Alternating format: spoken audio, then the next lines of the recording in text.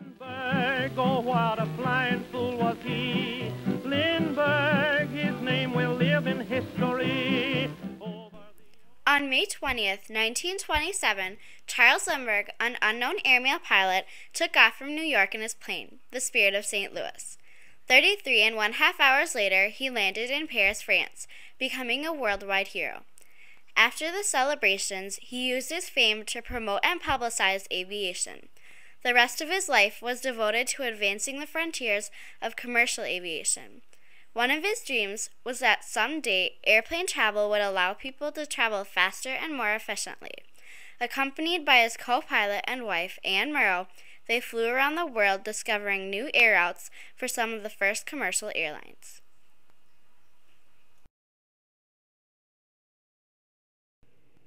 After the Wright brothers' first flight in 1903, people tried to invent practical uses for the airplane. They were used for entertainment, the military, airmail, and advertising.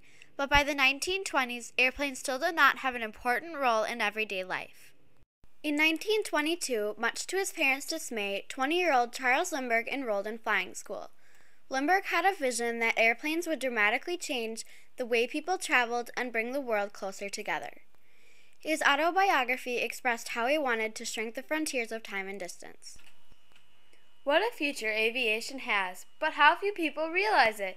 Businessmen think of aviation in terms of barnstorming, flying circuses, crashes, and high cost per flying hour. Somehow they must be made to understand the possibilities of flight and see how swiftly and safely passengers can fly. After a short enlistment in the Army, flying airmail, and barnstorming around the country, he decided to go for the $25,000 prize for flying non-stop across the Atlantic Ocean. Unlike the 90 aviators before him, Charles Lindbergh was determined to succeed. He used new ideas for his plane, the Spirit of St. Louis. The plane combined a powerful engine with a lightweight structure for optimal performance. On May 20th, 1927, headlines in the New York Times reported that a new man named Charles Augustus Lindbergh was going to try for the prize. For 33½ hours, he kept people in suspense, until finally Charles Lindbergh soared into Paris. Lindbergh returned to the United States as a worldwide hero. He began to take promotional trips in the Spirit of St. Louis that were funded by industrialist Daniel Guggenheim. Guggenheim believed that Lindbergh's flight signaled a change in aviation. We now face the task of the builder, who follows the pioneer. A second period of aviation is beginning, the period of its utility, when the once uncommon airplane becomes a common carrier. Charles Lindbergh would use his fame to promote new ideas about commercial aviation to the public. On December 21st, 1927, Charles Lindbergh flew to Mexico in the Spirit of St. Louis on a goodwill tour. It was there that he met the daughter of the United States Ambassador, Anne Murrow, who 1 year later became his wife. Charles taught Anne how to fly, and together they toured the world promoting and publicizing commercial aviation. In order for commercial aviation to expand, air routes needed to be planned across North America and around the world. Charles Lindbergh's aeronautical knowledge and fame was extremely valuable to the airline industry. He worked as a consultant for Transcontinental Air Transport, now TWA, Pan American Airways, and Northwest Airlines. By touring the nation in the Spirit of St. Louis, Lindbergh sparked public interest in aviation. Guggenheim explained the evidence of the tour's effect on people's beliefs about the potential uses of the airplane.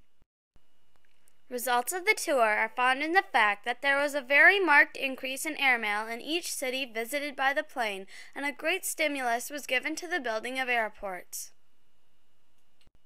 In addition to touring, Lindbergh also advised airline companies about airplane purchasing, route planning, and maintenance. He was one of the 4 founders of Transcontinental Air Transport, which became known as the Lindbergh Line. Lindbergh's influence would soon expand to international aviation. In 1929, Pan American Airways hired Lindbergh to map routes throughout Central and South America, but this was just the beginning of his global journeys. In July 1931, Charles and Anne Lindbergh set off to look for a better air route to China. By flying north to the Orient using a Great Circle route over the Arctic, the Lindberghs demonstrated that New York was 2,000 miles closer to Japan when compared to traveling through the mid-Pacific. Between 1931 and 1936, Charles and Anne completed journeys to Africa, South America, Central America, Asia, and Europe. During these trips, they gathered information about weather, wind patterns, and geography. These pioneering flights showed that people could fly long distances safely with the right plane and navigational plans. In 1931, the Japan Advertiser explained the importance of Charles Lindbergh to narrowing global frontiers. The world owes a great debt to this intrepid airman, for he has been its greatest worker in the cause of commercial aviation, which is drawing the nations of the world closer, and therefore will promote peace and harmony among them. However, 10 years later, Japanese pilots bombed Pearl Harbor, causing the United States to enter the Second World War. Although the war slowed the advancement of commercial aviation, new ideas and technologies created for military aviation would later be adapted for commercial use.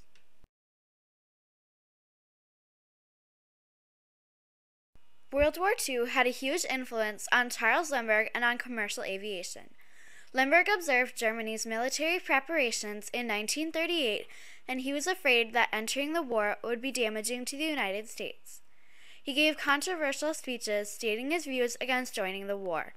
These views and a medal he accepted from Germany put a damper on his fame. After the bombing of Pearl Harbor, Lindbergh tried to enlist in the Army Air Force, but due to his earlier views on the war, he was rejected. He still did his part to help the war effort by working with Henry Ford to improve B-24 bombers and other planes used in the war. Lindbergh also flew 50 combat missions as a civilian aircraft consultant for the Naval and Marine Air Corps.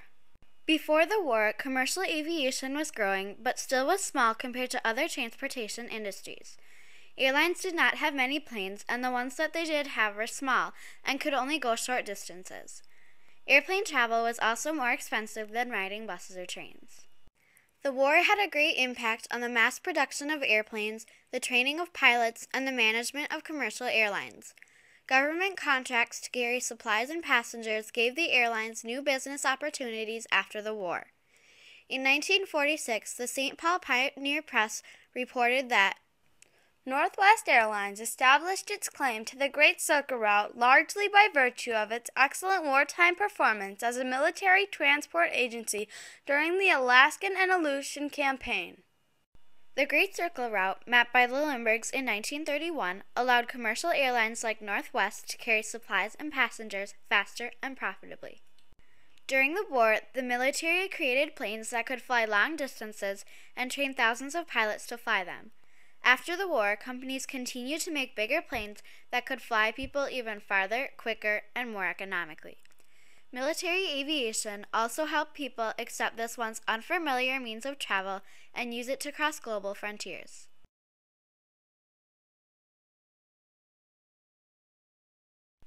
After the war, the United States government asked Lindbergh to visit Germany once again. This time, he was there to look at jet and rocket technology, two ideas that would change air and space travel forever. He saw the potential of the German technology and promoted research to expand these new frontiers of aeronautical knowledge. With fleets of jets, airline companies won new passengers, and the use of ocean liners and passenger trains declined drastically. However, Charles Lindbergh was not in favor of the supersonic transport because of its environmental and economical problems. In the 1960s, Lindbergh served as a technical advisor and a director for Pan Am. He discouraged buying the Concorde in favor of the Boeing 747. In his autobiography, Lindbergh summarized his role as an aviation pioneer.